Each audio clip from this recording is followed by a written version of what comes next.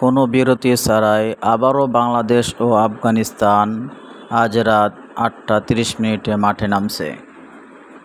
বাংলাদেশ ও আফগানিস্তান টি-20 সিরিজে বাংলাদেশ ১-০তে এগিয়ে রয়েছে।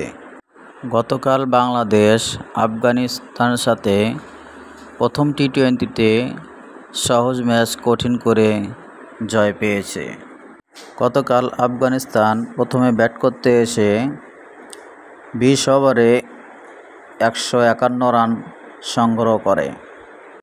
শুরুতে বাংলাদেশের বোলাররা ভালো বল করলেও শেষের দিকে এলোমেলো হয়।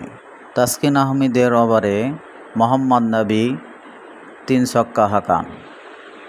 শেষের দিকে মোহাম্মদ নাবির ব্যাটিংয়ের ওপর ভর করে আফগানিস্তান ১৫১ রান করতে সংগ্রহ করে।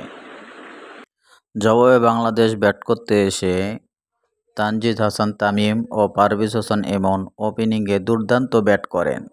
তারা দুজনেই 50 তুলে নেয়।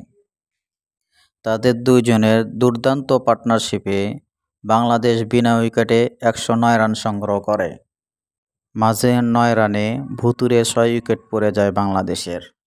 শেষের দিকে মোহাম্মদ সোহানের দুর্দান্ত ব্যাটিংয়ে বাংলাদেশ ৪ উইকেটে জয় পায়।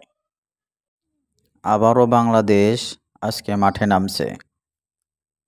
কোনো বিরতি ছাড়াই বাংলাদেশ ও আফগানিস্তান আজ রাত ৮টা ৩০ মাঠে নামবে।